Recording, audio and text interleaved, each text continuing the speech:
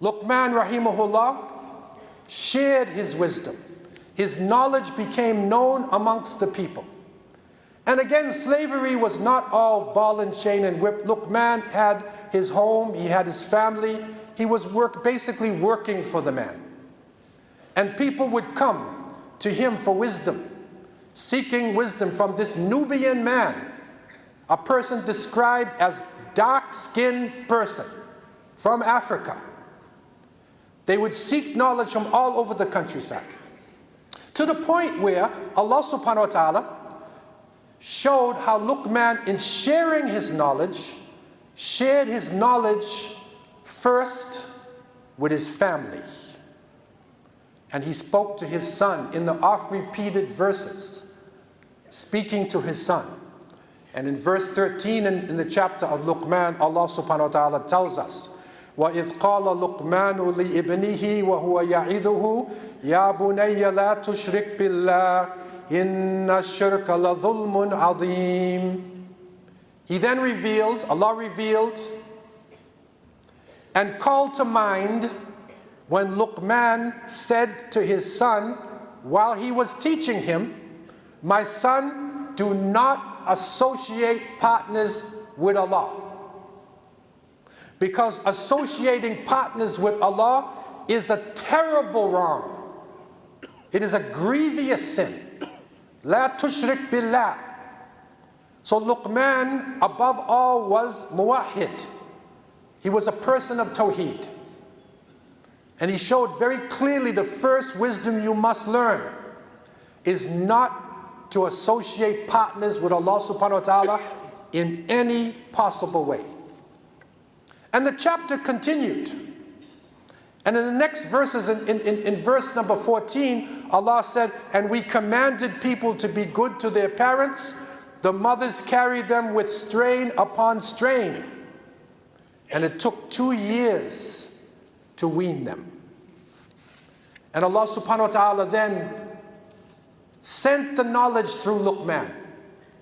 Not just for his son, but he sent that knowledge for us today. And this is where the Quran breaks through racism.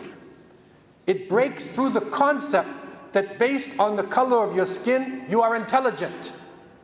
That is what the Hindu Brahmin system says. That's what apartheid system said in South Africa. That's what Jim Crow said in the Americas. That the lighter, the more intelligent. It breaks through the racism and gives us knowledge that we need right now. How do you act as a Muslim under the terror that we are facing? Luqman then said, verses 17, "Ya bunayya, aqimis salat, wa'mur bil ma'ruf, wanha anil munkar, wasbir ala ma asabak, inna dhalika min azmil umur." Luqman continued, "O my dear son, establish prayer, encourage what is good, and forbid evil, and endure patiently with whatever befalls you, for surely this is the most resolute of the affairs in your life." Establishment of prayers, calling to the good and forbidding evil. So we're not supposed to be stagnated Muslims. If we see evil, we need to take a stand. Either with our tongue, with our hand, our tongue, at least feel it in the heart. If we can call to the good, we need to call to the good. And when we do this, we will be under attack. And this is where sabr comes in. This is the most resolute.